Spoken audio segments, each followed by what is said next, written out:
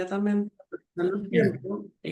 Le voy a pedir quizás como ir, ahora cuando pasemos esta clase, una tarea transversal, que Ujú, puedan revisar los PPTs, que están todos, al menos de ujú, la siguiente clase, porque es ujú, una forma mucho más fácil de enseñarles y también a mm, generar participación con ustedes con la lectura de la interpretación de las pruebas proyectivas. Entonces, por ejemplo, si la próxima mm. semana yo le digo, vamos a ver el test del árbol, que al menos lo pueda leer. Y así podemos generar como un diálogo y un debate, Ah, porque es imposible por la cantidad de test, como deteniéndonos mucho sí, en cada uno de ellos. Y así también hacemos sí, más didáctico y no solo como que participo yo, digamos, en el fondo. claro. Y eso le voy a pedir como tarea más transversal a todo el curso, considerando particularmente este curso que es tanto de aplicación. Y así nos dé tiempo también para reflexionar, debatir y no solo pasar como contenido en el fondo. Así Sí, que, profe, yo me leí un texto ya, el de la Alianza Terapéutica, perfecto. que es muy bueno el texto, y hay uno que es un manual. Ese quería saber, ¿tiene alguna, usted va a dar algunas páginas de lectura de ese? Son como 100, ay, no me acuerdo, casi 200 hojas, el manual, si no me Ah, el equivoco. libro de manual. Sí, Creo que ese. no le anoté la cantidad de páginas que tienen que No, leer. no lo anotó, entonces Ah, quería saber si había que leerlo completo o había que ya, leer qué bueno alguna que me parte. dijo. Eh, Mire, voy a hacer la actualización Ya, mañana a primera hora de la cantidad de láminas. ya, Gracias, Carolina, también por avisarme. Igual por eso siempre hay como un criterio de flexibilidad.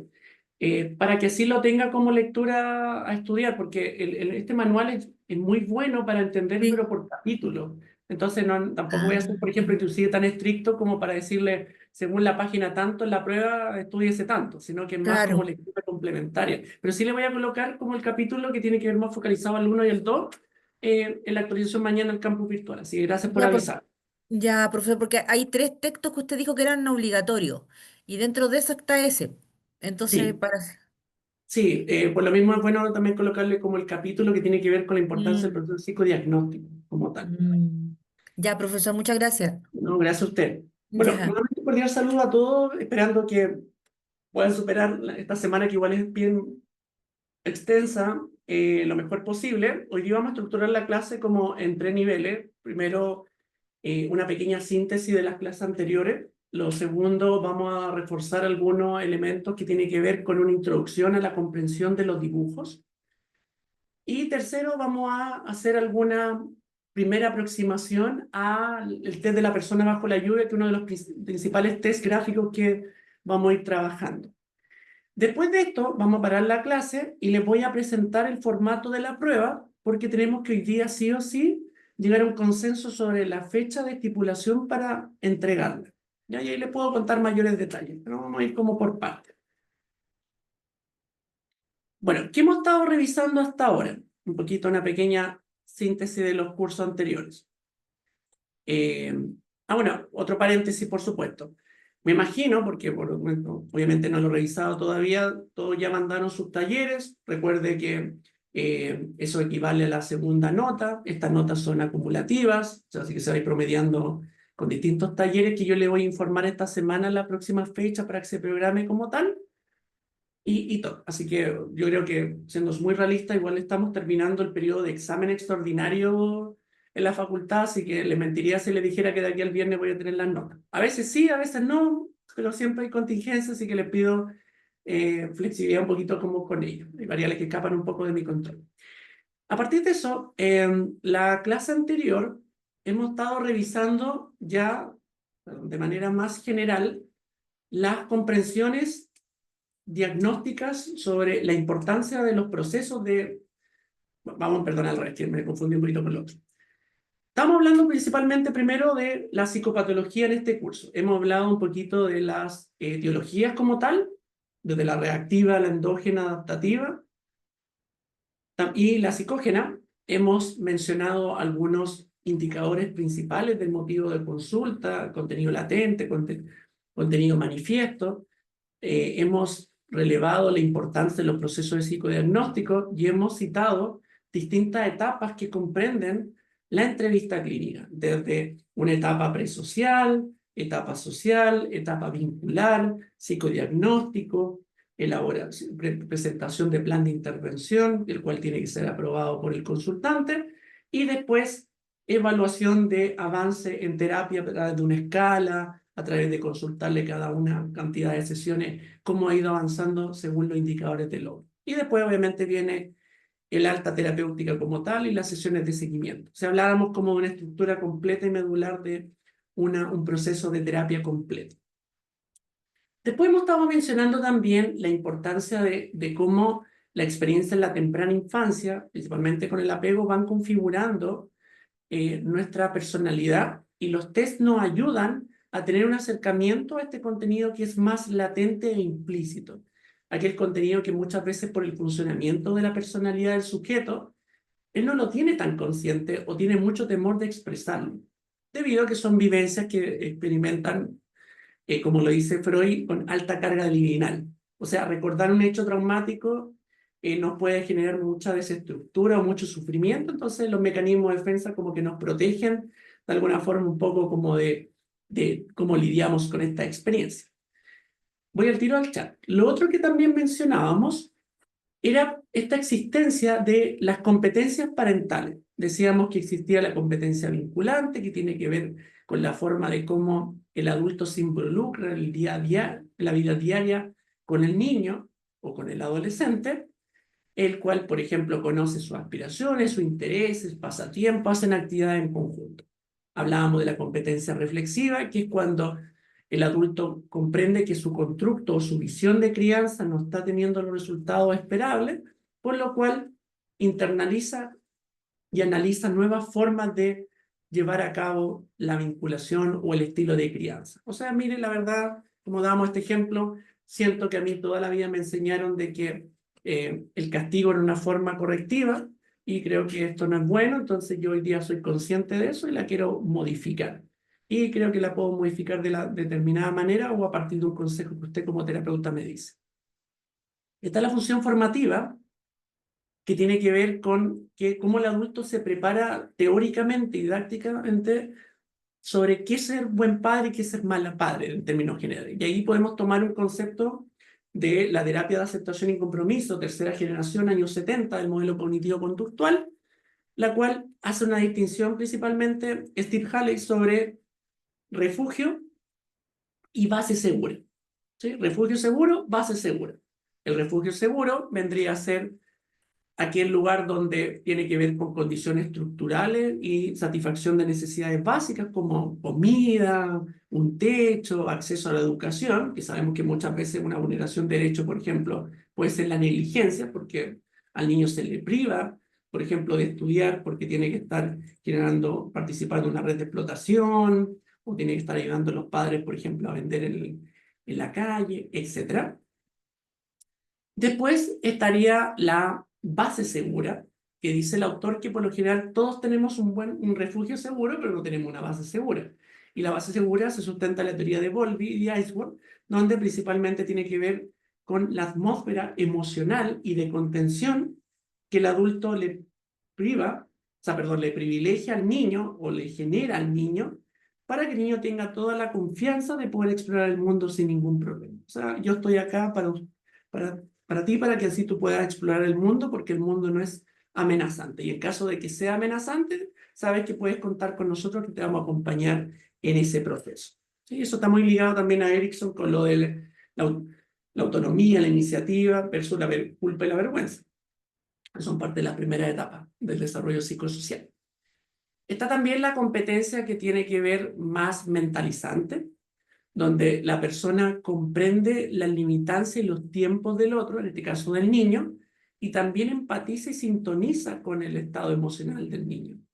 En este caso, por ejemplo, un niño que está llorando y la mamá le dice, ¿te pasa algo? En el fondo yo creo que tienes pena porque se te cayó todo helado. Entonces, de alguna forma estamos trabajando la mentalización en torno a la teoría de la mente. Pero el niño no sabe quizás lo que le está pasando o no logra diferenciar las emociones. Entonces, ahí un adulto le ayuda un poco en ese proceso y le valida principalmente el punto. Y por último está la función protectora, que tiene que ver con garantizar, primero, interrumpir una dinámica de maltrato o de vulneración y prevenir futura vulneración. O sea, que sea un contexto que brinde un espacio de contención y seguro para el niño. Cuando esto no pasa, hablábamos de Fritz y Brown, en los años 80 prácticamente, de la teoría del trauma complejo, que vendría a ser toda esta sintomatología emocional, conductual, social que el niño experimenta en respuesta a la situación inadecuada a nivel familiar. Y eso es lo que se llama las dinámicas traumatogénicas. O sea, los cuidadores, por ejemplo, no brindan protección al niño frente a una situación de agresión sexual por parte de un cuidador tercero. Entonces el niño, ¿cómo responde? Con sintomatología, que por supuesto varias veces es reforzada por el sistema familiar. Habíamos hablado de la estigmatización, donde el niño específicamente se siente juzgado por los síntomas por parte del sistema familiar o se siente criticado por la develación que hace. Por ejemplo, los papás le dicen, claro, por tu culpa tenemos que estar yendo ahora a tribunales. Eso es una estigmatización. Por otro lado, está el tema de la traición, donde la persona experimenta de que el cuidador o un agente protector no le da credibilidad al relato e inclusive muchas veces se vincula nuevamente con el agresor. Entonces eso genera mucha ansiedad, principalmente ansiedad de separación, trastorno vinculante. Está también el sentimiento de indefensión o de desprotección, o sea, el niño no sabe si puede volver a ocurrir una situación con las mismas características y eso genera muchas veces trastornos de sobreadaptación, o sea, que el niño dice, en algún momento un adolescente, bueno, si yo siempre veo que mi mamá es agredida por mi papá y nadie como que me defiende a mí, entonces yo me voy a preparar para agredir a mi papá, por ejemplo, o defenderme yo solo, me voy a ir de la casa, por ejemplo. Entonces el niño claramente se siente tan desprotegido, desamparado frente a esa situación, que tiene que generar sus propios mecanismos o como un niño en el fondo no los puede generar. Y por último, estaría la conducta sexualizada, que es principalmente solo en casos de abuso sexual, donde el niño empieza a experimentar mayor interés desproporcionado al cuerpo ajeno, puede tener conducta masturbatoria, puede, por ejemplo, muchas veces exponerse a material pornográfico, puede tener una distorsión en torno al concepto de género y de sexualidad o la forma como se vincula con terceros, y eso es propio de esas características. ¿Sí? Eso lo a modo muy sintético algunos capítulos que hemos estado revisando. Voy a mirar un poco el chat. Sí, no estoy avanzando todavía porque es una pequeña síntesis.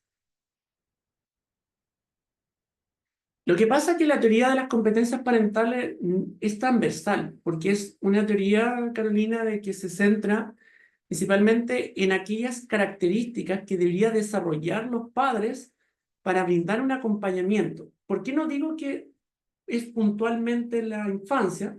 Porque si bien los papás la desarrollan al comienzo, se podría decir, y yo la semana anterior hablaba de los niveles, por ejemplo, el primero tiene que conocer la vinculación con el otro, la protección.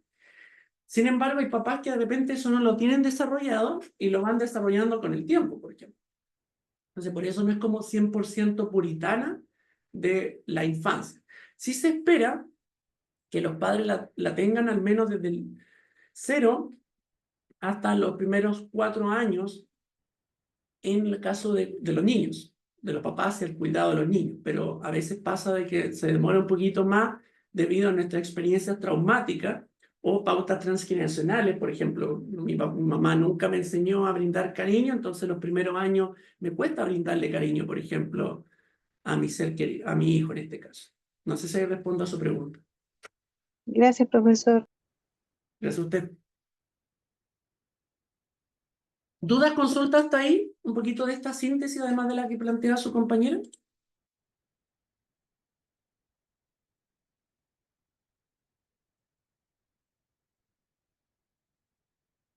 ¿No?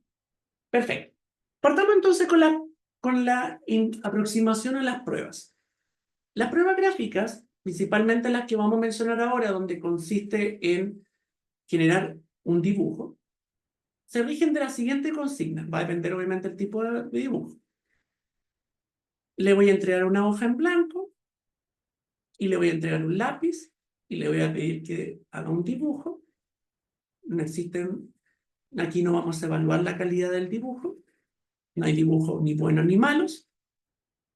Y también le voy a facilitar una goma y lápiz a colores. Esto ya es más alternativo, el tema de la goma y los lápices a colores. Yo al menos lo recomiendo, principalmente los lápices a colores, porque podemos ir explorando lo basado en la teoría de la psicología del color, cómo está el estado emocional y la creatividad. Pero por eso lo voy a explicar más adelante.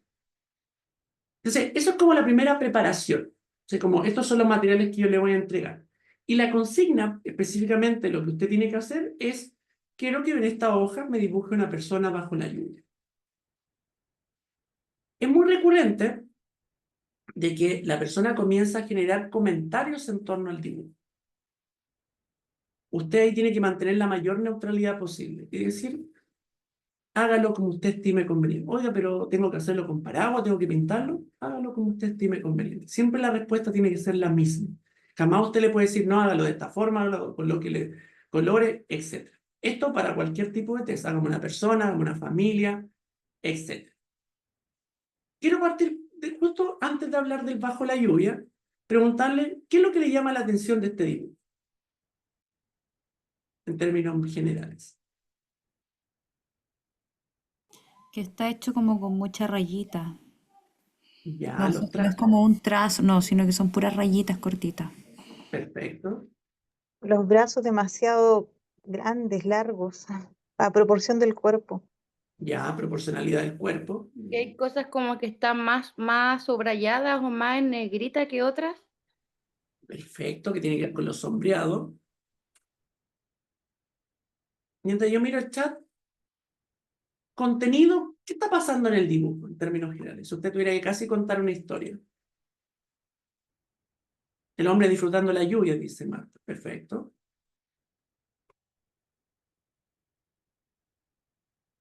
¿Qué le pasa con la actitud de esta persona que está en medio?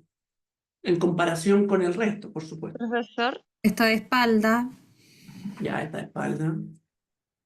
Nos está protegiendo con un paraguas. Por eso podría Ya, decir ¿no? la compañera de que la está disfrutando, pero no sabemos si disfruta, si no, o está desprotegido con un paraguas y están en la Perfecto. calle además. Eso, profesor, yo no los sé si... autos. Exacto, eso, la calle, que está como a comparación de los otros dibujos, las personas caminan por la acera y él está como en mitad de la calle, cerca de los vehículos que claramente al parecer están como con velocidad, por lo que trata de manifestar, o sea, que están andando. Perfecto. Sector urbano, todos se protegen de la lluvia, y ahí hay un descriptor interesante. O sea, la persona tiene un comportamiento que es diferenciado de la norma social. Digo norma social porque veo dos personas que están iguales, me refiero a comparado. Polera también bajo la lluvia con el clima, las condiciones climáticas y él con polera. Ya, interesante Y punto. El tema, voy a seguir el tema esto tiene que ver con psicopatología, cuando ustedes lo vieron, sentido realidad. Por ejemplo, yo le digo a usted, vamos a la nieve, y usted va con short. Entonces, no es concordante su interpretación del hecho con cómo tiene que vincularse finalmente, como con las condiciones climáticas. Perdón, alguien la había interrumpido, si no me equivoco. Ropa veraniega, dicen por acá también. profesor, lo que me llama la atención es que las personas que supuestamente están atrás como que no están así como eh, personalificadas, es como que están borrosas, como que no tienen, igual que él, pues no se ven los brazos, las piernas, como que es muy borroso. Uno se imagina que puede ser personas, pero uno no nota si eso no es. Claro, son como siluetas en el fondo. Sí. Perfecto. Súper bien. Hay varios indicadores que ustedes han planteado que lo vamos a trabajar hoy día en la persona bajo la lluvia. En términos generales, para que nos quedemos de manera muy general, hay que observar ciertos indicadores que es propio de cada test y la dinámica que ocurren de los elementos al interior del dibujo. Lo que decían un poco ustedes, el árbol, las personas, los autos. Eso como a grandes rasgos en términos. Estos tests, por ejemplo, se rigen sobre dos tipos de epistemologías, porque también están basados en la evidencia. Una es la hermenéutica, y la hermenéutica específicamente de Husserl dice relación con que no existe una realidad absoluta, sino que nosotros interpretamos la realidad como creemos verla a partir de nuestra propia historia o nuestros propios significados. Husserl habla de la posición de acercamiento frente al objeto. Que voy muy rápido, me van interrumpiendo. Y para esto un buen ejemplo es mostrarle, por ejemplo, este destacador. Si yo le digo, ¿qué es lo que ve en este destacador? Claramente la mayoría me va a decir, veo una tapa entre verde con negra, veo una raya verde abajo y veo negro. Y yo le podría decir, no, no es correcto, porque yo lo que veo es un código de barra. Me va a decir, ¿pero cómo? Y vamos a tener una disputa continuamente. Claro, lo que dice la hermenéutica, que en el fondo va a depender mucho donde yo esté parado o posicionado sobre cómo yo me acerco a la realidad. Claro, claramente también hay un código de barra que no creo que lo puedan ver muy bien ahí, pero es porque yo tengo una visión de la realidad que es distinta a la de ustedes, porque estoy en una posición distinta. Entonces, ambas verdades son correctas. La única diferencia es que yo, para que usted conozca mi realidad, yo voy a tener que acercarme a esa realidad a usted, contarle. Algo que más adelante después se trabaja con el construccionismo social, de Kenneth Gergen, por ejemplo, en los 70, y se dice de que la realidad se construye entre todos. Eso ya es un poquito más avanzado. Entonces, la mayoría de los tests, lo primero que buscan es la interpretación. Pero una interpretación, en esta hermenéutica, que además tiene que ser vinculada con una segunda epistemología, que es la fenomenología. Y la fenomenología, por ejemplo, de Heidegger y Hegel, principalmente plantean de que los fenómenos hay que estudiarlo en torno a cómo se manifiestan. O sea, hay que ver las características del fenómeno, en qué situaciones, cómo se comporta, en qué situaciones no. Y le voy a dar un ejemplo. Si yo le pido acá que dibuje una persona bajo la lluvia, es porque yo quiero evaluar cómo esta persona, en este contexto, van a haber ciertos estresores y cómo él lo aborda. Eso es estudiar un fenómeno. Pero, por ejemplo, si yo quiero saber solamente su imagen corporal, o sea, cómo se percibe, a lo mejor no le voy a pedir que haga una persona bajo la lluvia, solamente le voy a pedir que haga una persona. O que sola me describa, por ejemplo, cómo es él. Entonces son formas de acercamiento al estudio, perdón, al objeto, más rescatando la esencia de. Ahora, volviendo un poquito para atrás, antes de pasar a la prueba número 1, tenemos que comprender de que cuando nos acercamos a una evaluación psicológica, específicamente una prueba gráfica, tenemos que cruzarnos por estas tres visiones. La primera, el ciclo del desarrollo principalmente, y esto tiene que ver mucho con la psicopatología, el rango etario, lo normativo y lo no normativo, ¿no? Lo hemos conversado con la anamnesis y el trabajo que ustedes quizás hicieron. Por ejemplo, cuando yo les daba la mirada de cuando los papás dicen, es normal que a mi hijo, por ejemplo, le cuesta adaptarse los primeros días al colegio.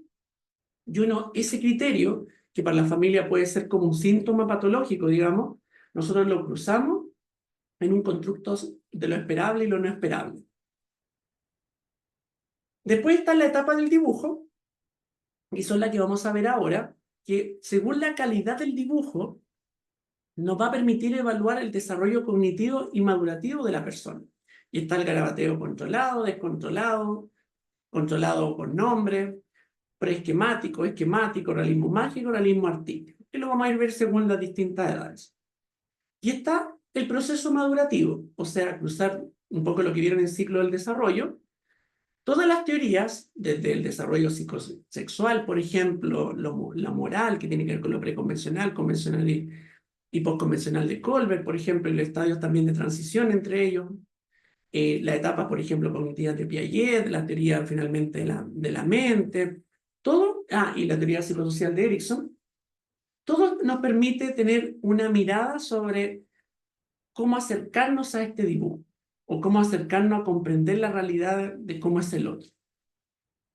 Para esto, estos dibujos se cruzaron en edades concordantes a las etapas del ciclo evolutivo. Partiendo de la base que la lactancia específicamente, el niño no tiene ningún tipo de control y manejo de sus trazos, ni control motor. Entonces, la primera etapa se comenzó a visualizar desde los 2 años en adelante. ¿Y por qué de los 2 años? Porque ya usted sabe que está el estadio preoperacional de Piaget, donde se incorpora, por ejemplo, el juego simbólico, perdón, y la imaginación. ¿Y qué es lo que queremos ver en los dibujos? Una representación, finalmente, una proyección. Y para que haya proyección, una persona tiene que al menos tener un esquema mental un poquito más desarrollado. En cambio, lo que decía Freud, por ejemplo, y Melanie Klein al principio, en la etapa de lactancia, es que el niño solamente era goce, ¿no? Por algo se prima el ello antes que el yo, y el superior y existe todavía. Entonces, no, lo que el niño exprese mediante el dibujo no va a ser significativo, porque hay un desborde emocional muy grande que no logra controlar por el tema del instinto pulsional. A partir de esto, el garabateo, que viene a ser esta primera etapa, se hace una distinción entre el garabateo descontrolado y el garabateo controlado, y el que controlado por nombre. Lo vamos a ver ahora. En esta etapa, principalmente, el niño empieza a atribuirle un significado al objeto, que en este caso es el lápiz, y comienza a dibujar, o a rayar, mejor dicho. A rayar distintas expresiones que no tienen una estructura, carecen de significado, y donde el principal objetivo del niño no es comunicar un objeto, sino más bien disfrutar el acto de pintar. O sea, sigue habiendo un goce, pero un goce que es directamente proporcional al uso de un objeto, que en este caso viene a ser el lápiz. Esta es la etapa más terrible de muchas veces para los papás, porque los niños rayan todas las murallas y hacen mucho fracaso artístico. Pero si uno evalúa la comprensión del dibujo y la coherencia, no tiene coherencia. Si voy muy rápido, me van mencionando. Quise colocar dibujos en los 3 para que así pueda haber una distinción. En el primero, que tiene que ver con el garabateo descontrolado o sin control, como se le llama, o desordenado, el niño entonces meramente genera expresiones de placer. Hace rayas que no tienen un sentido, no hay trazos coherentes y tienden a ser todos no son simétricos. Si se dan cuenta del primer dibujo, el color inclusive no tiene un significado en toda la realidad. No es que dibuje naranjo porque está dibujando una zanahoria. No, es solamente porque tomó el objeto y comenzó a rayar. La comunicación no es más allá de ello, y lo que se busca en esta etapa, que estamos hablando aproximadamente entre los 2 años, 2 años, 6 meses, 10 meses, depende mucho de la característica de estimulación de los niños. También va a depender mucho si los niños tienen esta estimulación con pares en el jardín, o inclusive con un hermano, porque un hermano que tiene edades más o menos similares puede potenciar de mejor forma, al igual que la teoría de la mente, que pueda desarrollar más esta etapa controlada. O sea, puede ir más rápido en términos generales. Se logra hacer una coordinación entre lo motor y lo ocular, que no es menor, a diferencia del garabateo controlado, que ahí ya no hay tanto una búsqueda de placer, sino que hay una intención de imitar o replicar experiencias que observa el niño o cree observar. O sea, o representa mediante la imaginación, o por otro lado, por ejemplo, si ve una pelota, va a hacer estos trazos, como se ve en el dibujo acá. El niño le va a decir a la mamá, mira, esto. Quizás no le va a atribuir tanto el nombre como el garabateo con nombre, pero sí va a hacer dibujos que al menos van a tener ciertas rayas que intentan ser un poco más alienadas, como se puede ver en este dibujo.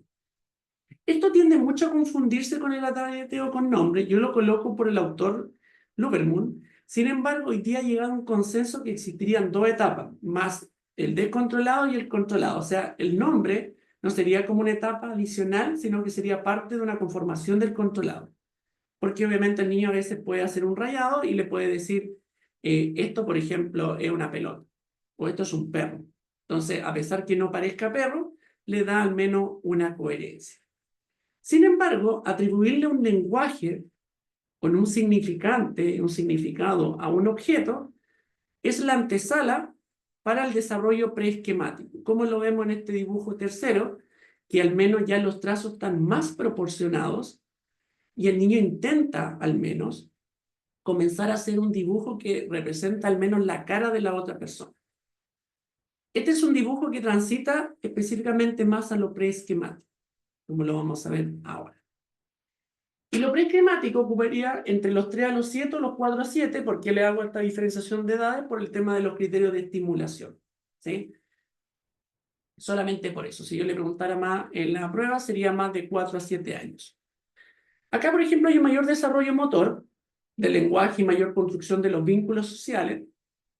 El juego simbólico está mucho más desarrollado, la observación de ciertas funciones, imitación de ciertos roles. Por ejemplo, el niño en esta etapa, al menos hasta los 5 años, tienden a utilizar vestimentas, por ejemplo, o identificarse con ciertos personajes que tienden a ocupar más de imaginación más que realidad, digamos. Pero es parte de un ejercicio que ellos equilibran entre lo cognitivo y las representaciones como tal. Hay mayor intención de hacer tareas de ejecución, ya estamos hablando de 5 a 7 años, porque empieza a generarse un poco estas operaciones concretas que se están generando en torno a la aritmética, a la ejecución, al razonamiento más matemático. Y desde ahí, el orden en torno a los trazos tiende a ser mucho más controlado. Al ser más controlado, el niño intenta colocar mayores detalles a esta representación. Yo esta etapa la llamo, para diferenciarla, y aparece el dibujo acá abajo, una transición a la etapa, por ejemplo, de proporcionalidad del cuerpo. Y acá hay dos tipos de preesquemáticos. Yo le llamo uno que es la garrapata, le llamo yo, que creo que no le agregué no sé si le agregué un dibujo más adelante, lo voy a revisar. Pero, por ejemplo, la garrapata literalmente sería esta misma figura que aparece acá, pero solo con líneas, nada más que eso. No le coloca ojo, a veces le puede colocar un ojo más abajo, o sea, desproporcionado, pero al menos hay un intento de replicar o imitar de cómo es el cuerpo humano. Lo preesquemático como tal, que ya estamos hablando de los 5 en adelante, como esta segunda parte hablaría específicamente de este dibujo, donde, si se dan cuenta, primero hay una distinción en colores. Distinción que puede ser creativa, o sea, que al niño le gusta incorporar varios colores al dibujo para expresar emociones positivas, o también puede ser concordante con la forma de vestir del otro, o una forma de diferenciación también de género. Por ejemplo, dibujar a los niños de color verde y dibujar a las niñas de color amarillo. Dibujar a los niños, por ejemplo, con pelo de tal manera y dibujar a las niñas de tal forma. Sin embargo, si se dan cuenta acá, hay al menos más elementos adicionales. Principalmente, al tener mejor manejo, se colocan partes del cuerpo humano, específicamente de la cara, como las orejas, como aparece acá, como la boca, como la nariz. ¿Por qué? Porque está mucho más vinculada a figuras geométricas, muchas veces de comprensión para el niño. Versus el cuerpo, que tiene a ocupar, si bien figuras geométricas, digamos, pero le cuesta mucho más seguir trazos que son más extensos, como por ejemplo una pierna. Pero, por ejemplo, acá también aparece el tema de los pies como tal. Cuando comienza a hacerle cuerpo, tipo rectangular, lo vamos a ver ahora, y a incorporar mayores elementos adicionales, como por ejemplo, más detalle en el dibujo, como colores, principalmente accesorios como árboles, una casa, un pajarito. Eso nos da cuenta, o tipo de vestimenta, nos da cuenta ya de una transición a etapa más esquemática, que lo vamos a ver ahora. Mira un poco el chat. No tengo ningún problema. Mire, hagamos la vuelta, el giro de los dibujos y podemos, a lo mejor, lo podría compartir si a usted le parece.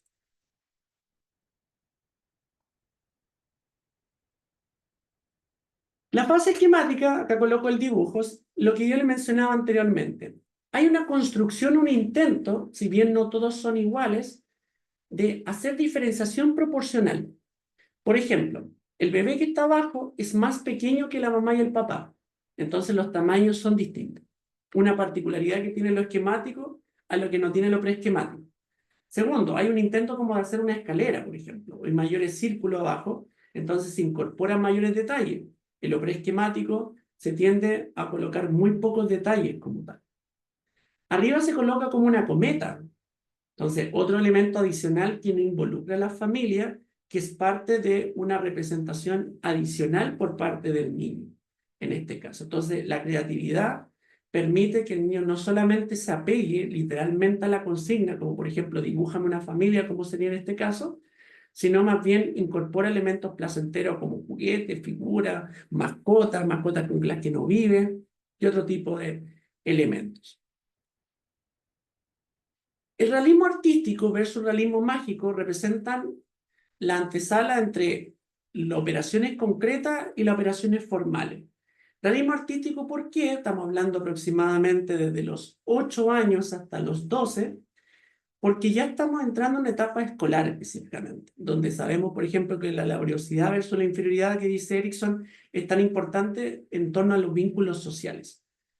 Al yo tener mayor experiencia que no sean solamente con mis padres, la persona puede comenzar a generar dibujos que estén coherentes con la realidad que ella percibe, como por ejemplo dibujar la nieve porque la visitó el fin de semana, pero además como está en una etapa transitando a reconocer lo que existe y lo que no, digámoslo, para que se entienda un poco, comienza a agregar mayores detalles que son más irracionales y poco convencionales al dibujo.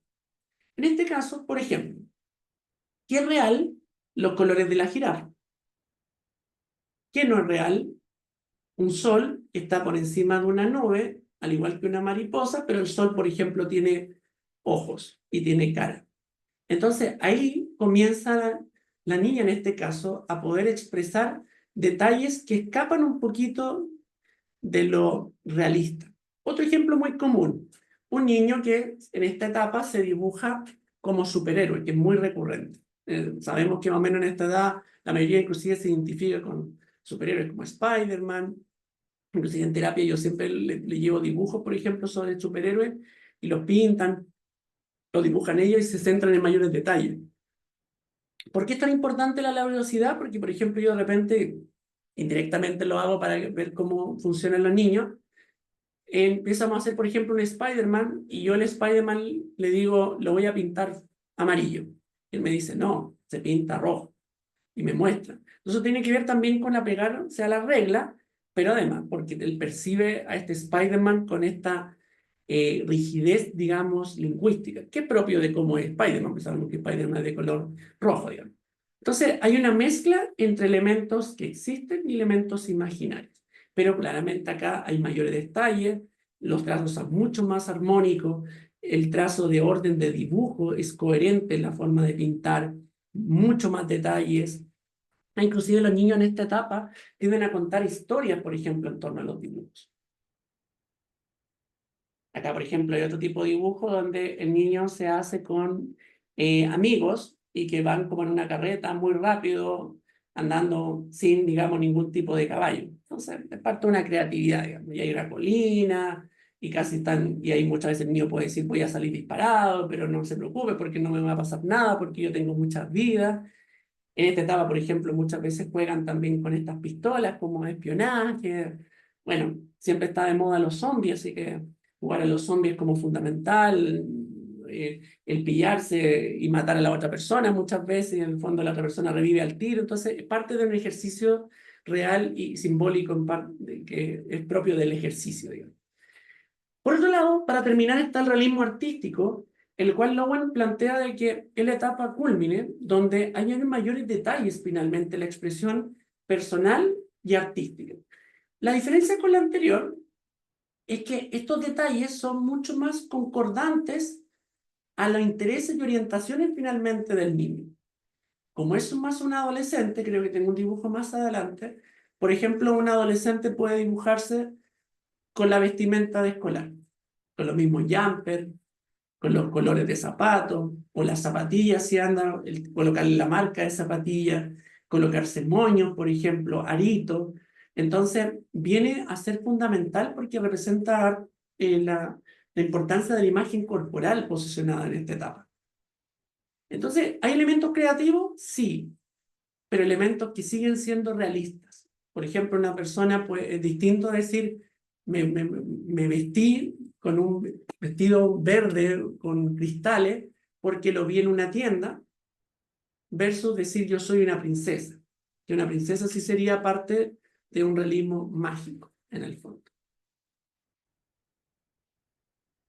Acá hay un ejemplo claro de realismo artístico.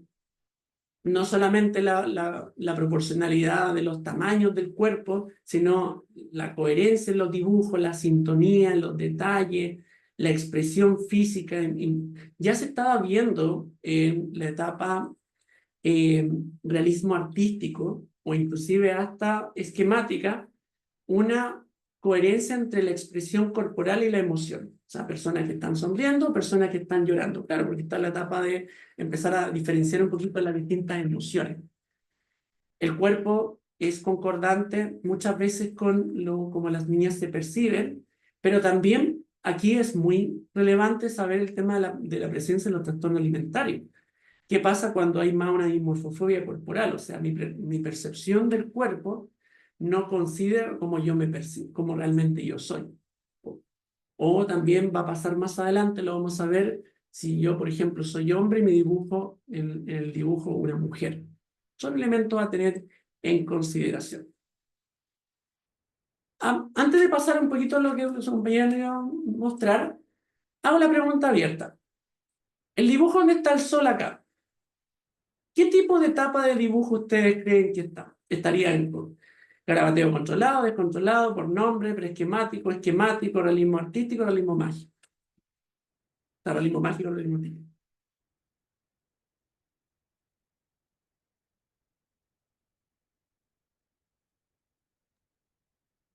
Realismo artístico, Ya, usted dice que el del el sol, del sol, sí, porque tiene coherencia, pero tiene detalles que van racionales e irracionales, como la cara del sol. ya, vamos a ver, vamos a evaluar. ¿Alguien señala o tiene alguna percepción distinta?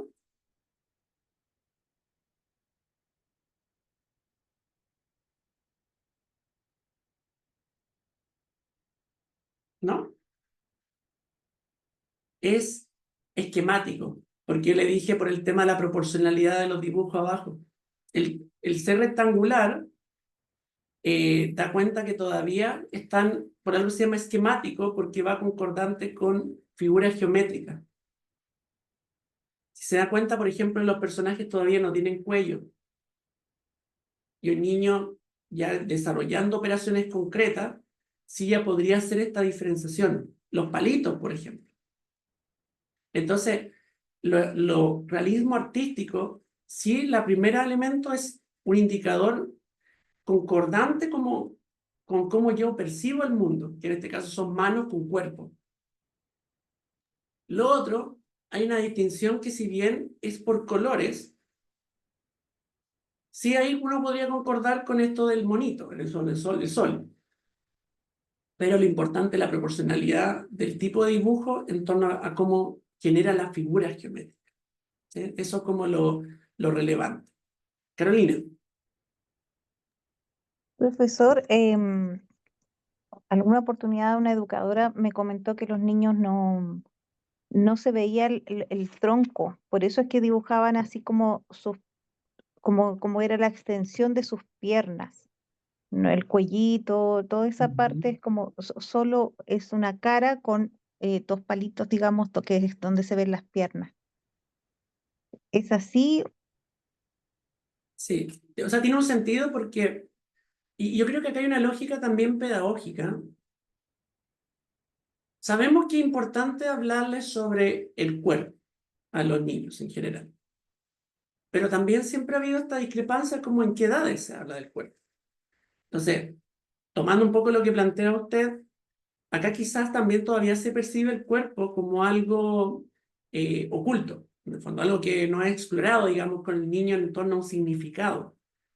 A diferencia de lo que yo le decía anteriormente, que en una etapa de transición, no le coloqué el dibujo, pero se lo voy a mandar, donde, por ejemplo, un niño de 10 años se dibuja con músculos y él anhela eso. Entonces, para él es importante, y no es que vaya al gimnasio, para él es importante el sentido de mostrar al menos su cuerpo como una parte de él y una extensión relevante. En cambio, acá todavía no está visualizado un poquito eso. Acá a un niño, por ejemplo, de 6 años, 7 años, no se le tiende a instruir sobre esto, y eso sí explicaría un poquito también lo que mencionó usted. Ahora, recuerde también que, ¿por qué todo esto esquemático? Porque es el primer acercamiento que le mencionaba también al razonamiento matemático, y uno parte primero analizando ciertas variables como las figuras geométricas. No sé si ahí respondo a su pregunta. Sí, profesor, gracias. Gracias. Vámonos para el otro polo, el dibujo que está con la mano ahí. ¿Qué tipo de dibujo sería? Etapa de dibujo. ¿Ese es realismo artístico? No, ¿cómo era? Ese, así, cierto. Espérame. Piénselo bien, piénselo bien. Ya, espérame. Por el auto, por el auto. Sí, por realismo artístico. Ya, te dice que sería como la última etapa, en el fondo. Perfecto, ¿sí? Está correcto. Es correcto, ya. Por varias razones.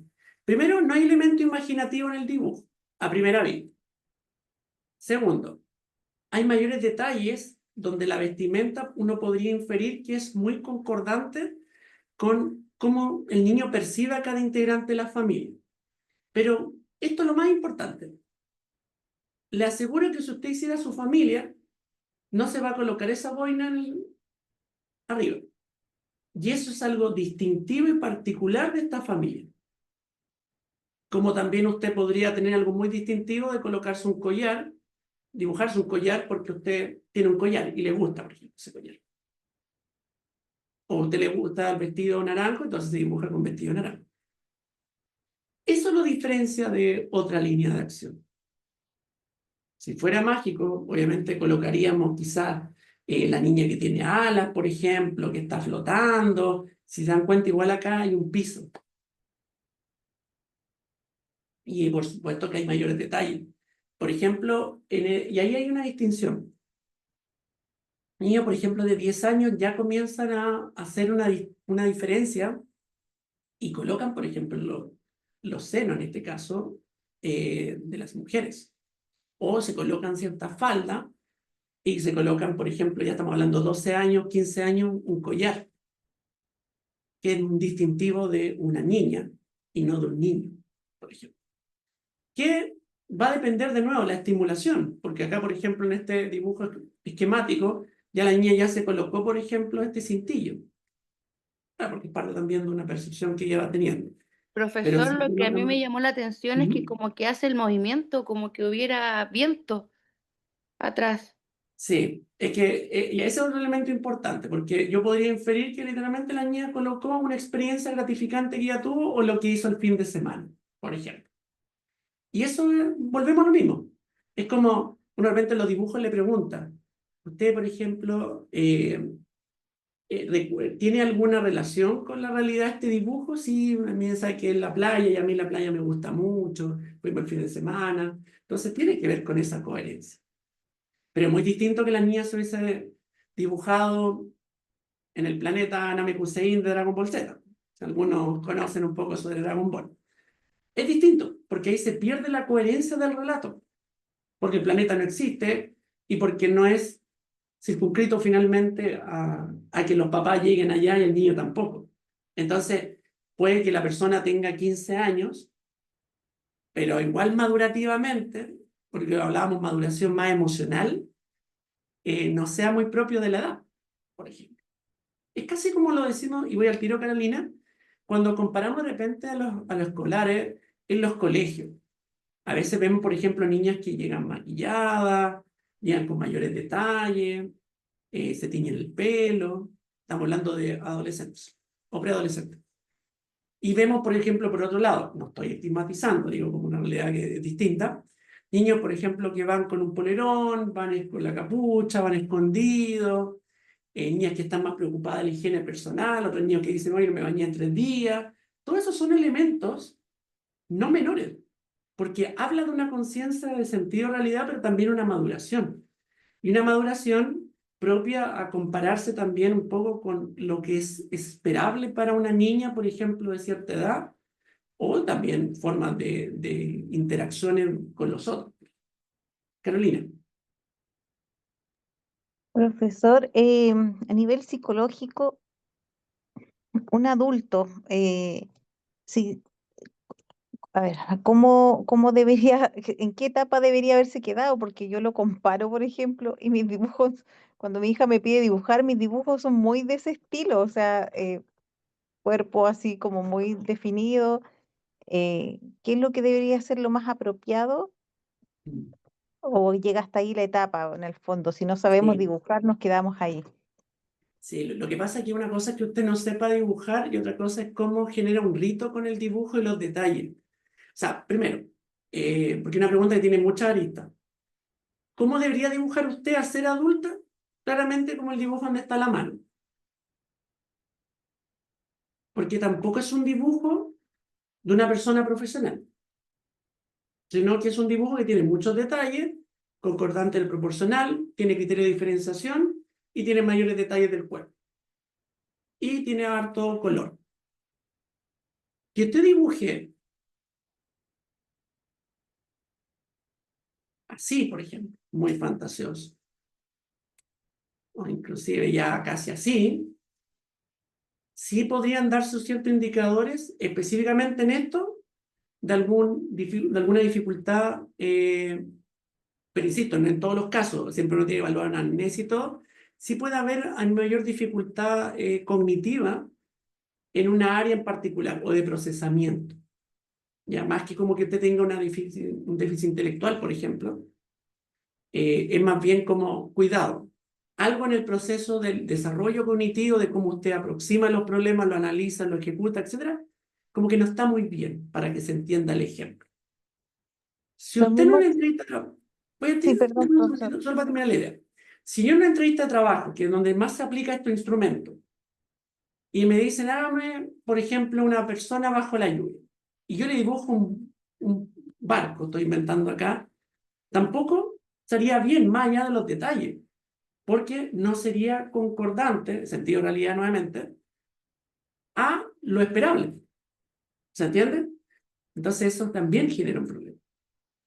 Entonces, ahora, de nuevo, hay que tener una entrevista previa, porque yo sé que hay mucha gente que no dibuja bien.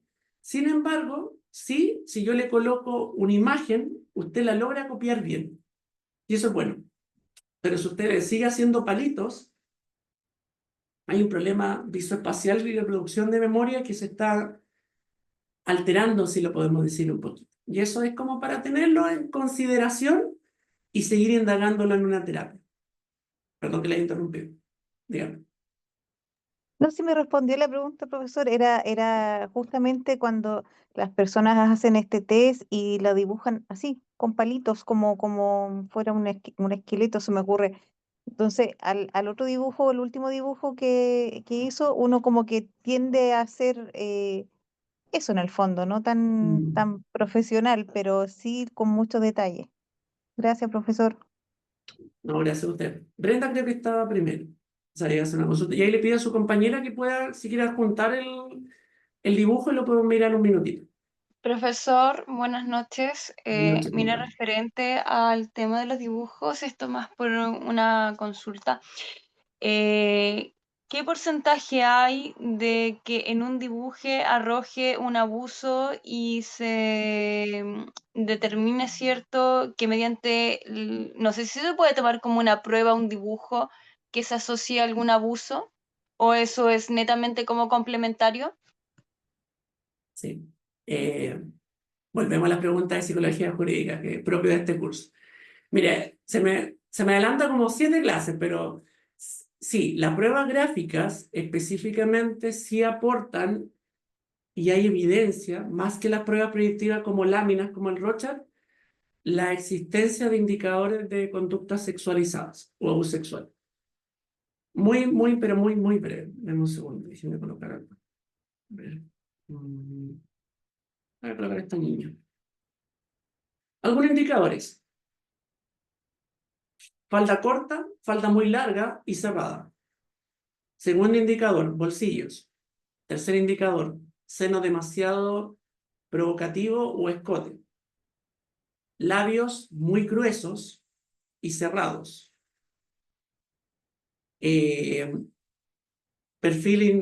invertido, en este caso, están mirando hacia atrás, digamos, dándole la espalda, perdón, que sería como, todos son indicadores de que, primero, algo patognomónicamente no está bien, que la niña siente vergüenza, siente culpa, pero los que principalmente yo le comentaba es el tema del cuerpo, principalmente zonas, como lo decía, como los senos, el mismo trasero que no fuera proporcional o demasiado llamativo al cuerpo, sumado a la falda, o muy corta o muy apretada a lo largo, vienen a ser indicadores de posible abuso sexual. Están basados en evidencia, marcados, y que se han estudiado arte, y yo lo he visto, digamos, por experiencia propia. O sea, al menos yo, si quiero de evaluar alguno de estos indicadores, sí coloco, sí le hago, por ejemplo, la persona bajo la lluvia, o le hago el dibujo de la persona, en el fondo. Ahora, igual hay otros test que uno puede complementar para ver nociones de trauma, dinámica traumatogénica, pero sí se podría ver ese indicador acá como tal. Se respondo a su pregunta.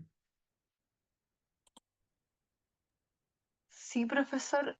¿Puedo hacer la última consulta? Igual, es relacionado a lo mismo. Por Ujú. ejemplo, ¿qué pasa si, a ver, una persona, ¿cierto? Ya tiene a su hijo y ella se da cuenta que su hijo tiene tendencia a realizar este tipo de dibujos? Y ella claramente presume que puede ser víctima de un abuso y quiere hacer la denuncia.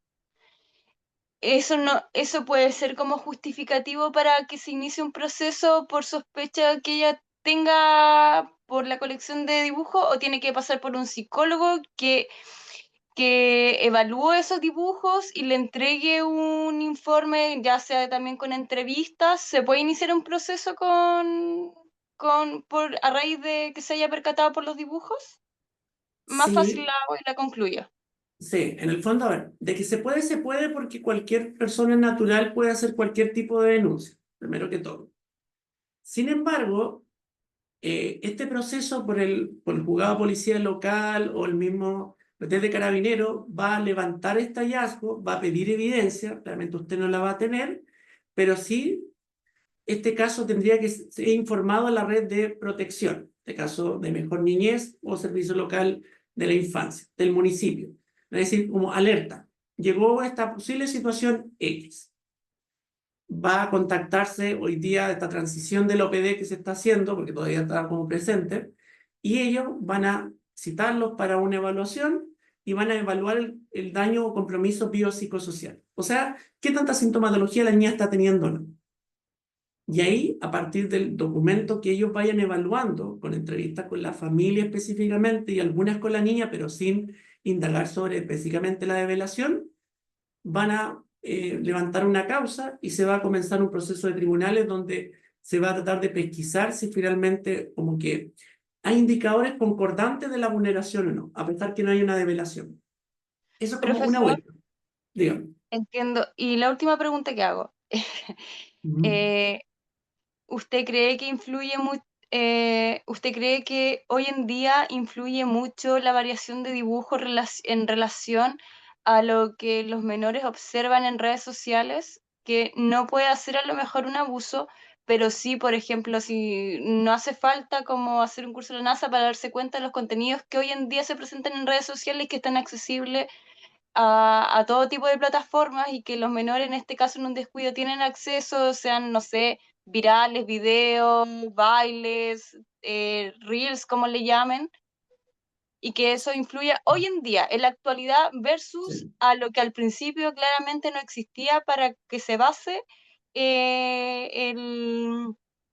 para que se base como el análisis de los dibujos. A eso me refiero, si hay una actualización referente a eso.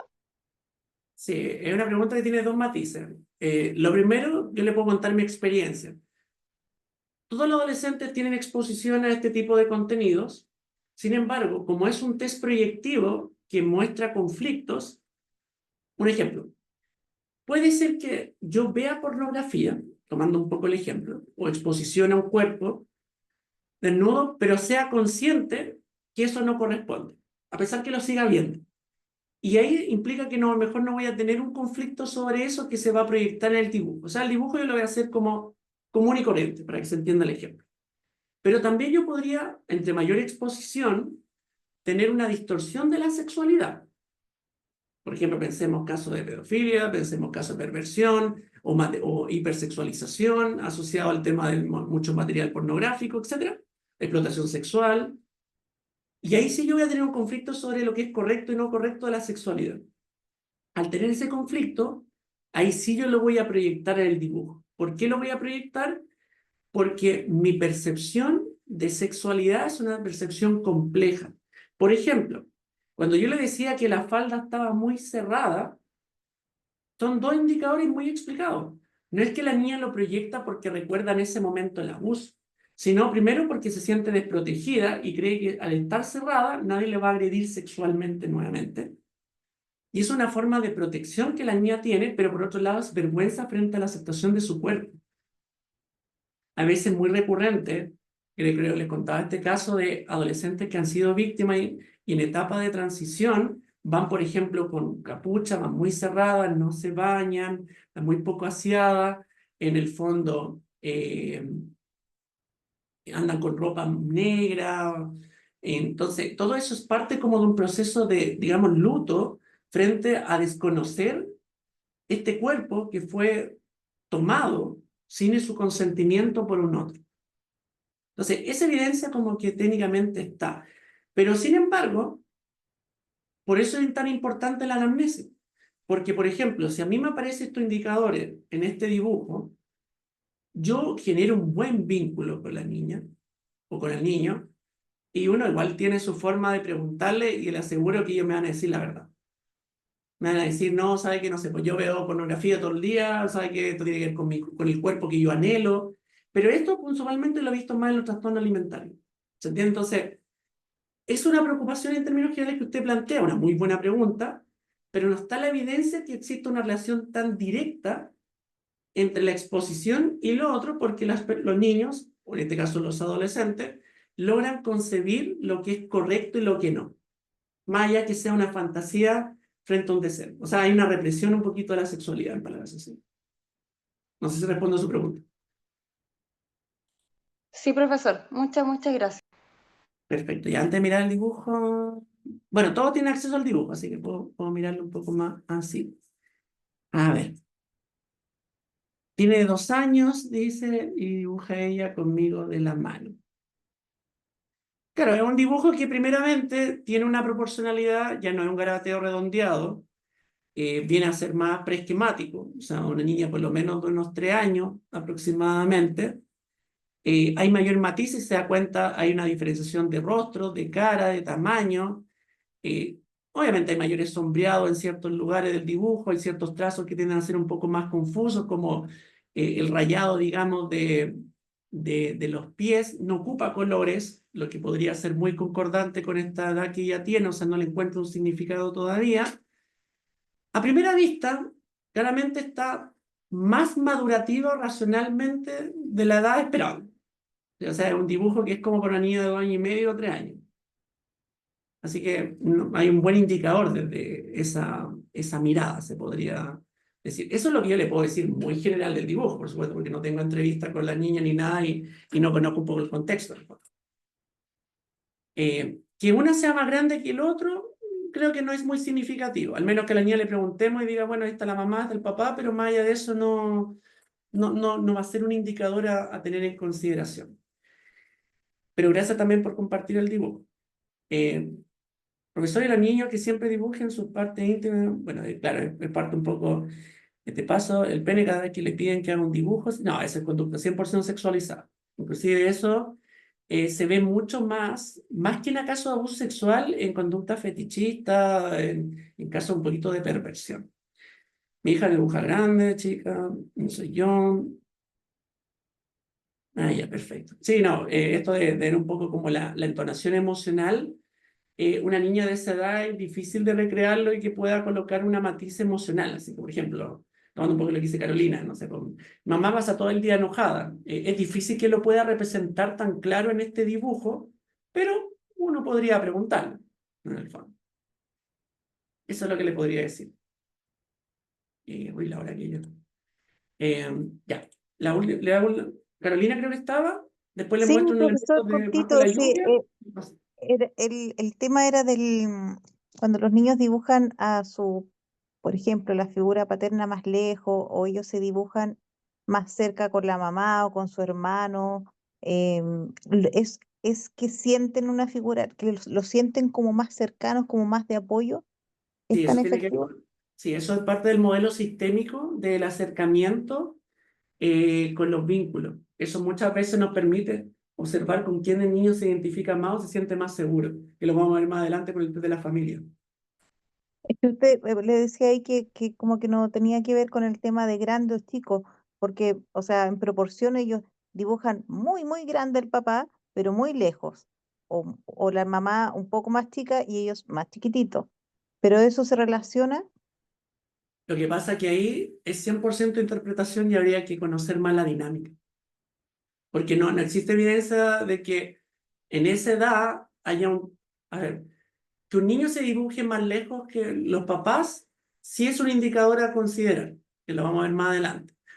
Que la niña de 2 años, por ejemplo, se haya dibujado más cerca o más lejos del papá, no hay ninguna percepción de indicador, al menos que hagamos una entrevista con la niña, para conocer un poquito el mundo interno. O sea, claramente saber más con los juegos, saber un poco más de las fantasías que la niña tiene frente al apego, la diferenciación. Entonces, hay que indagar más detalles para poder especular, porque si no, también podemos caer en algo muy eh, heteronormativo, ¿no? Entonces, como no, es que siempre la niña que esté lejos significa esto. ¿Sí? pero a Ahí medida tenemos que... que la edad o sea, que la niña vaya creciendo, digamos, va a ir asociando la figura más que tiene de apego. Técnicamente sí, sí, por supuesto, porque no hay una mayor identificación con esta figura de vinculación. Gracias, Para profesor. terminar, dejarlo muy introductorio a este tema, y les pido por favor que la puedan revisar para que así podamos generar un diálogo más fluido la próxima clase, que son muchos test que nos faltan. El test de la persona bajo la lluvia mira distintas características. Primero, es un test donde se asume que la lluvia viene a ser un estímulo estresante. Al decir un estímulo estresante, porque está basado en la evidencia, volvemos al mismo punto, tenemos que observar cómo el sujeto enfrenta esta situación altamente angustiante. El paraguas viene a ser como su mecanismo de defensa, asociado a protegerse frente a esta situación como percibe hoy la realidad. Hoy, eso es importante. Por eso los test se pueden realizar nuevamente después de 7 a 8 meses para evaluar un poco si ha cambiado los resultados o no. Antes no se puede. Otro elemento a tener en consideración tiene que ver con la dinámica con los elementos que pasan en el test, lo que hablábamos en la clase, anteriormente. Otro elemento tiene que ver con la percepción del cuerpo o la imagen corporal del niño, en este caso, cómo se dibuja, si por ejemplo el niño es así o no es así, la vestimenta es muy acorde a la exposición a estas situaciones estresantes o no, cómo es la percepción de este niño o este adulto con el mundo. Por ejemplo, si ve el mundo amenazante, claramente capaz que el paraguas no proteja principalmente y el niño se esté mojando. No es lo mismo el desplazamiento, o sea, hacia dónde va inclinado el niño. En este caso va hacia el pasado del dibujo, porque va para más que todo para mi izquierda en este caso. A partir de esto, tenemos que ir percibiendo un poco estas comprensiones y cómo es la construcción de los mecanismos de defensa. Desde eso, la literatura ha planteado indicadores gráficos sobre cómo medir. O sea, ¿qué cosas deberíamos considerar en este test? Primero yo le conté el tipo de calidad de la lluvia, lo vamos a ver más adelante. El paraguas, ausencia o presencia de paraguas y si el paraguas protege al sujeto o no lo protege. Tercero, el cuerpo. El cuerpo es proporcional, la característica, los ojos, la oreja, el cuello. La vestimenta, muy importante. Las nubes. Cada nube representa un integrante del grupo familiar. Pero principalmente si yo coloco el sol, significa que con esa persona en particular yo tengo un grado de conflicto, que como es un enfoque psicodinámico, se focaliza en las relaciones tempranas con las figuras paterna y materna. Si el problema es con la mamá, yo dibujo una luna. Si el problema es con el papá, dibujo un sol. Si el problema es que está lloviendo en una pura nube, ahí habría que indagar que eso ya sí podría ser una proyección de un conflicto con alguno de los dos integrantes. Acá, si se dan cuenta, la lluvia cae por las dos nubes. El piso, súper importante. El piso, ustedes lo tuvieron en psicopatología, tiene que ver con el sentido y el juicio de realidad. Tiene que haber un piso porque nos permite posicionarnos, enfrentar con altura de mira lo que está pasando, nuestra experiencia adversa. Y, como yo también le contaba, la dinámica en torno a los elementos. ¿Qué pasa si yo le pido que dibuje una persona bajo la lluvia y usted me dibuja una persona y después agrega 3 personas más en el dibujo? Y dice, no, esta es mi mamá, mi papá, mi mascota. Son mecanismos a tener en consideración. Bueno, acá está lo de la consigna para terminar. Importante colocar en el dibujo, lo hace el niño, coloca el nombre del niño, la fecha de aplicación del dibujo, lo puede hacer en la parte de atrás, idealmente le pide al niño que lo coloque o al adulto. Este es un test que por lo general se recomienda aplicar desde los 6 años en adelante. ¿Ya? Y se puede aplicar a cualquier rango etario. Observar la actitud frente a la prueba, lo que yo les comentaba anterior, un niño o adulto que durante la prueba genera comentarios, por ejemplo, hoy este test es raro, hoy este dibujo, hoy no sé cómo hacerlo, hoy aquí no dibujo muy bien. Son mecanismos que tienen que ver con formas de autorregulación de la ansiedad. Y como no está funcionando porque este test proyecta, la persona está tratando de verbalizar como una forma de regular un poquito, digamos, su aparato psíquico. O sea, pasar un poco de lo consciente a lo preconsciente. La postura del niño, ¿cuál es la postura posterior después a la aplicación del test? Súper importante. Si, por ejemplo, el niño después dice, o un adulto, puedo ir a tomar puedo tomar un poco de aire porque quedé como medio cansado por el test, o por ejemplo, ya después te sigue con la entrevista y la persona no responde a las preguntas. Esos son indicadores a tener en consideración. Y por último, se le pide que por favor construya una historia. En este caso, cuente una historia de lo que está pasando ahora en el dibujo con mayores detalles posibles, qué estaba pasando anteriormente y qué cree que pasaría en el futuro. Y todos esos son indicadores que lo vamos a ir trabajando la próxima clase y por eso no le pedí para la prueba la descripción de un análisis de un test, porque eso se lo voy a enseñar en la próxima clase y va a quedar para un segundo taller que le voy a detallar en el correo esta semana. Pero nos queda tiempo todavía, así que... ¿Dudas, consultas generales hasta ahora?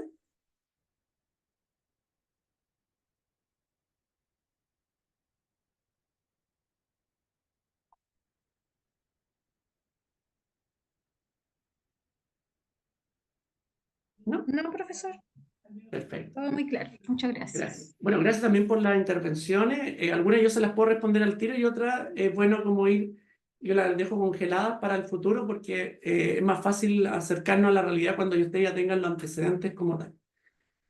Ya. Dicho esto, les quiero presentar la prueba. Y necesito que hoy día lleguemos a un consenso. La prueba está compuesta de 5 ítems, el cual puede realizarla en pareja o hasta máximo 5 integrantes. Yo no tengo ningún problema, sea estratégico, porque esta semana vienen muchas evaluaciones y en el fondo va a estar muy sobrecargado. Y la prueba sí es extensa. Entonces, si bien a lo mejor usted puede tener mayor afinidad con algún compañero que otro, pero le pido que sea solidario con eso, ¿ya? Ahora, si usted lo quiere hacer solo por su tiempo, no pasa nada, pero en el fondo creo que si está en el insumo se puede hacer. Y esto porque yo lo solicité y es parte del reglamento también uno darle esa flexibilidad. La primera parte tiene que ver con verdadero y falso. Aquí tiene que justificar ambas, aparece el mínimo de cantidad de palabras. La forma de justificar un verdadero y falso puede ser de distintas formas, no es lo mismo que redundar. Por ejemplo, acá me dice los principales indicadores del test bajo la ayuda de la imagen corporal, los conflictos intrasígicos y el tipo de defensa, el estadio madurativo y el componente socioafectivo. Voy a imaginar que esta es verdadera. Yo podría detenerme en cualquiera de estos conceptos y decir, por ejemplo, imagen corporal. Sí, este test evalúa la imagen corporal porque la imagen corporal permite que representemos cómo el sujeto se percibe su cuerpo o su percepción de autoestima, por ejemplo. O los conflictos entre sí con el sujeto. es importante porque estos tests, por ejemplo, miden cómo el sujeto enfrenta situaciones adversas o que están en el inconsciente y se muestran a lo largo en el dibujo, y esto nos ayuda como terapeuta a poder tener una comprensión más global sobre el padecimiento del otro. ¿Sí? Son formas distintas de poder explicar un poquito lo mismo. Después, vamos a un segundo ítem que es selección múltiple. Importante, por favor, lea bien donde dicen las que no son correctas, porque ahí donde puede haber una palabra que cambia todo. ¿Ya? Entonces, por favor, ninguna es textual. Todas tienen que ver con contenido, con lo que hemos conversado en clase. Acá la idea es que usted no busque un material complementario. Puede ocuparlo para citar, pero con todos los materiales que le he mandado, más las cápsulas y todo, está en todas las condiciones de poder hacerla sin ningún problema. ¿Va a requerir un análisis? Por supuesto, porque no es textual. Ítem número 3 es un caso clínico. Y que me acordaba tanto que han hablado de psicología jurídica a lo largo de la... Entonces dije, bueno, voy a partir entonces con lo que conocen, psicología jurídica. Así les traje un caso completo de psicología jurídica. Un poquito más extenso que el que ustedes ya habían hecho del taller número 1. Ya como para cerrar un poquito como con esta dinámica y después vamos tomando otras patologías. Acá está la composición de una preadolescente. En el fondo está la descripción del caso, competencias parentales. Krishna ingresa por ser víctima de abuso sexual, pero también hay otras dinámicas que se ocurren en el camino, como por ejemplo ser víctima de violencia, de maltrato por parte de la abuela Sandra, que aparece acá en el video, porque Krishna igual sufrió varias vulneraciones de derechos. El nombre es correcto, pero los antecedentes están todos modificados, por supuesto, por la confidencialidad como tal. Entonces acá le coloqué muchos antecedentes, después viene la percepción de la niña frente a las dinámicas familiares, etc. Y acá vienen las preguntas.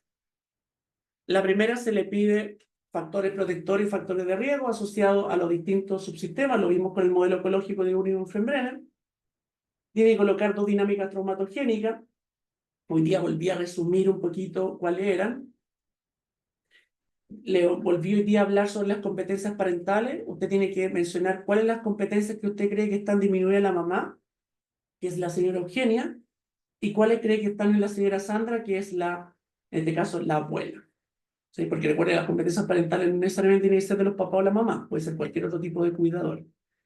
Tiene que hacer 10 preguntas que le realizaría a la niña en torno al ciclo del desarrollo. Esto es importante, no en torno al caso, sino piense en torno a la primera cápsula, qué es lo que vive una preadolescente, y usted le puede hacer preguntas asociadas a eso. Voy a poner un ejemplo. Si usted dice de que la preadolescencia viene la primera relación sexual, usted le podría preguntar un poquito sobre eso, a modo de ejemplo. Entonces tiene que ver con el ciclo del desarrollo más que cosas que no hayan quedado claras en el caso. ¿Ya? Y después, yo le dije que le diera una continuidad del trabajo anterior, vamos a especular de que usted va a entrevistar a la señora Sandra, que ella es su paciente, y va a tener que construir preguntas asociadas al ciclo del desarrollo de la señora Sandra. O sea, hacer preguntas de la etapa de adultez joven, que fue de los 20 a los 40 que coloqué acá, e intermedia, en este caso, me faltó un paréntesis, e intermedia de 40 a 60. Volviendo a otro ejemplo. Imaginemos que en esta etapa de 40 a 60 viene la menstruación. Entonces usted le hace preguntas asociadas a la menstruación, o asociada a una enfermedad, por ejemplo. ¿Usted ha tenido alguna enfermedad asociada a dolencias físicas? Poniendo un ejemplo. ¿Ya? Claramente la idea es que se base en preguntas más psicológicas. O sea, es como que yo a un adulto joven le preguntara, ¿alguna vez usted ha convivido con una relación, con una pareja? Es una pregunta importante porque Erikson habla sobre la intimidad versus finalmente el aislamiento. Entonces son preguntas relevantes. ¿Sí? Y por último, una pregunta de desarrollo, donde usted va a tener que, también le hice una pequeña síntesis hoy, hablar sobre las distintas etapas que engloban una terapia como tal, desde el contacto presocial, qué características tiene, hasta finalmente la etapa de cierre que hemos conversado en este curso. Eso sería un poquito la evaluación. Antes de mirar un poquito el chat, les voy a dar propuestas. Y también porque lo consensuamos con el otro curso. La propuesta es que, uno, le suba, le dé 3 días para realizarlo como aparecen acá. Entonces yo le subo, por ejemplo, el día jueves en la noche esta evaluación al portal, me la manda por correo, por favor coloque en el asunto prueba número 1, sección, o sea, psicodiagnóstico clínico, sección tanto, para yo diferenciarle, por favor, todos los integrantes del grupo, o la puede subir al portal. A partir de las dificultades que hubieron la primera instancia que me levantó también su compañero, lo voy a hacer lo mismo que la vez anterior, pero con algún ajuste. O sea, la voy a subir al portal con cronómetro, o sea, con tiempo, perdón, de los 3 días, si fuera la opción, pero además la voy a cargar inmediatamente libre, digamos, para que usted la pueda descargar y así no tenga el problema si es que no la puede visualizar, que algo pasó con el campus virtual, parece. Eso sería una opción. La segunda opción es darle un cuarto día para que la pueda terminar el día lunes y entregármela antes de las 23:59, asumiendo que como va a estar con muchas evaluaciones, quizá el día lunes o el domingo en la noche con el lunes va a estar trabajando recién en esta evaluación porque tiene que entregar todas las otras. Esas son como las propuestas generales. Lo que no puedo hacer es darle una semana y media, tampoco puedo hacer subírselo hoy día y darle una semana completa. Eso no se me autoriza por reglamento. Sí, puede ser grupal, como le mencionaba yo, hasta 5 integrantes, o también puede ser individual. Esto de individual con ayuda no lo entendí. No sé a qué se refiere. No, el profesor que dijo, si la van a hacer solo, igual pueden pedir ayuda como compañero. Ya. Ayuda me refiero como la solidaridad. Gracias. Sí, como por Solidaridad. ejemplo, un grupo la integra usted, por ejemplo. Claro. Así. Acá al menos plantean el lunes. ¿Les parece el lunes? Ahora, si usted la entrega antes, yo no se la voy a revisar, es como para que usted esté tranquilo y todo, y si la puede hacer el viernes, el sábado, bueno, usted maneja sus tiempos. Por eso digo, el tema va a estar más libre en esta ocasión para no perjudicarle y no darle como 2 horas, 5 horas y ser como tan estricto. ¿Ya? ¿El lunes lo dejamos entonces? Dígame. Profesor, yo no tuve con usted el semestre pasado. Esta prueba entonces es con tiempo, me refiero a contestarla con tiempo cuando nos dan 2 horas para contestar. No, va a haber más Ah, flexibilidad en ese caso. No la voy a hacer con tiempo. Decirle, mire, ¿sabe qué? Se habilita el sábado a las 4 de la mañana y cierra a las 7. No, yo la voy a dejar más libre porque se me autorizó, porque igual la evaluación es extensa. Entonces, usted, por ejemplo, la va a descargar el día viernes y la va a poder abrir y cerrar todas las veces que usted quiera, en el fondo. La diferencia es que yo me voy a cerciorar de que usted sí o sí me la tiene que mandar fijo antes de la 23:59 el día lunes. Si me la manda posterior va a tener un punto menos y así sucesivamente, pero va a quedar como fija, no va a ser como usted la abrió y ya no la puede cerrar. ya, o sea, como el trabajo que hicimos ahora. Claro, literalmente eso, sí. Al menos yo no voy a aplicar un poco ese criterio.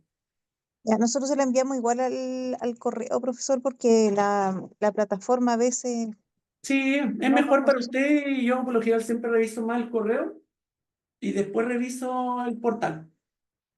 Y en su verificador también, ¿no? Por si el correo se le cae. Ahora, si lo va a subir al portal y tiene dudas, mejor mándemelo igual al correo por si acaso.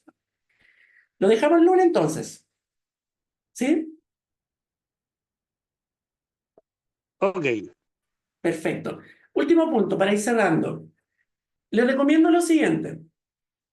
El día jueves, como yo les menciono, antes de las 10 de la noche, yo creo que a las 9, porque tengo que tomar un examen, les voy a subir al portal la nota, o sea, perdón, el documento. Les recomiendo que lo revisen sí o sí cada grupo el día viernes, temprano. Mírenlo, no lo hagan, por supuesto. Si hay alguna duda porque una pregunta no la entienden o por cualquier cosa, me mandan un correo durante la mañana. Yo durante la tarde del viernes la respondo y todo. ¿Por qué? Porque el fin de semana, por distintas funciones, por temas personales, administrativos, etcétera, yo tiendo a no responder los correos porque tengo que cumplir otras funciones. Entonces, si usted que ha pasado muy seguido me manda un correo un día sábado o domingo, yo no lo voy a responder hasta el lunes porque no lo reviso. Y ahí usted va a quedar como con la ansiedad en el fondo de que ya no le va a quedar tiempo y es una metodología que por algo también se le da horas cronológicas y pedagógicas a usted la semana para que se prepare. Yo igual, insisto, puedo entender sus tiempos, pero también tenemos que establecer como un encuadre de estructura de funcionamiento. Entonces, va a tener el viernes para hacerme alguna consulta general y si no, ya tendría que ser el día lunes durante la mañana, pero igual ahí, soy muy honesto, es caicello, porque yo siempre estoy con muchas contingencias por mi cargo y ahí es difícil que le pueda responder. Y las preguntas que sean bien concisas también, así como, mire, sabe que no entiendo la pregunta 5, o a qué se refiere con esto, etcétera, etcétera. Rogelio, vino con usted. Sí, profesor, entiendo que usted dice que va a subir la prueba del documento el jueves. Sí, jueves en la noche, para que se cumplan los 4 días. ¿La podemos descargar, por ejemplo, para trabajar, imprimirla o trabajarla en el borrador? Sí, Y usted la puede enviarla. descargar, va a tener acceso libre. Usted la descarga como un archivo más y la desarrolla todas las veces que quiera, pero la tiene que subir una pura vez, obviamente. Ok, Entonces, profe, muchas gracias. sí, pero la va a tener libre. Ok. Yo sé que el otro curso ya se le entregaron una prueba.